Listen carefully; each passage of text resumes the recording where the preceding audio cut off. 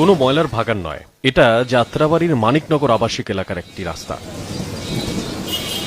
ময়লার স্তূপ আর জমে থাকা নোংরা পানির মাঝে একটু অংশই পথচারীদের হাঁটার জায়গা। প্রায় 1.5 লক্ষ মানুষের বাস এই মানিকনগরে। প্রতিদিন এ পথে যাওয়া আসা করতে গিয়ে নাকাল বাসিন্দারা। এই পথেই স্কুলে যায় শিশুরা, অফিসে যান চাকরিজীবী, আশেপাশে যারা ব্যবসা করেন তাদের ভোগান্তি তো নিত্য। একে তো রাস্তা ভাঙা, তার সাথে আবর্জনার তীব্র দুর্গন্ধ। দুর্গন্ধতে সবাই পেটের ব্যথা, আর সবাই মনে করেন খালি বাথরুমে দৌড় পারে। আমাদের গেট সবসময় লাগিয়ে রাখতে হয়, জানালা লাগিয়ে রাখতে হয়। চলে আমাদের অসুবিধা হয়। আমাদের এখানে যে কোনো ভাবে কোনো জায়গায় কোনো প্রয়োজনীয় কাজ থাকলে চলে যেতে হয়, না কপ করে যেতে হয়। আমরা দোকানে চা খাইলেও নিজের থেকেও খারাপ লাগে।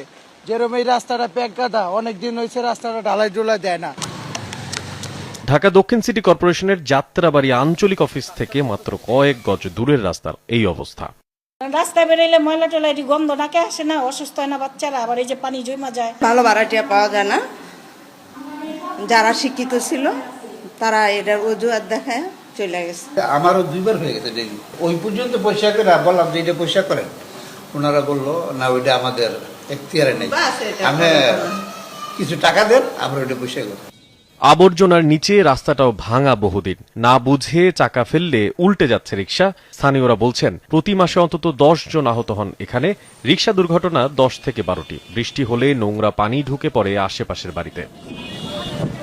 পাবলিক টয়লেট ঘেঁষা এবং ময়লার যে ভাগার, সেই ভাগারের পানি গড়িয়ে যখন পাবলিক টয়লেটের দিকে যাচ্ছে, এক ভয়াবহ চিত্র এখানে দেখা যাচ্ছে। আর একটুকু বৃষ্টি হলেই পানি জমে যাচ্ছে সড়কে। যাওয়া যাক যাত্রাবাড়ি সিটি কর্পোরেশনের আঞ্চলিক অফিসে। এর সামনের সড়কেও জমে আছে পানি। ভাঙা রাস্তা আর কাদা পানি মারিয়েই চলছেন বাসিন্দারা।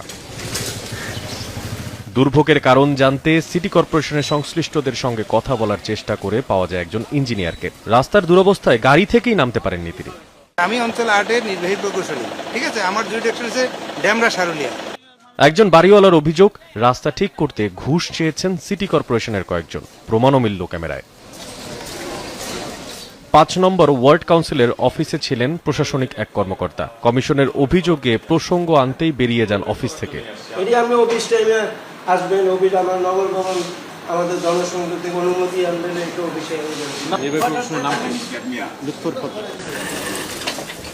যে সড়কের পাশে দাঁড়িয়ে আছে সিটি কর্পোরেশনের ভবন, সেই সড়কেই বছরের পর বছর জমে আছে ময়লা আবর্জনা, নোংরা পানি। এত মানুষকে এই আবর্জনা থেকে টেনে তুলবে কে?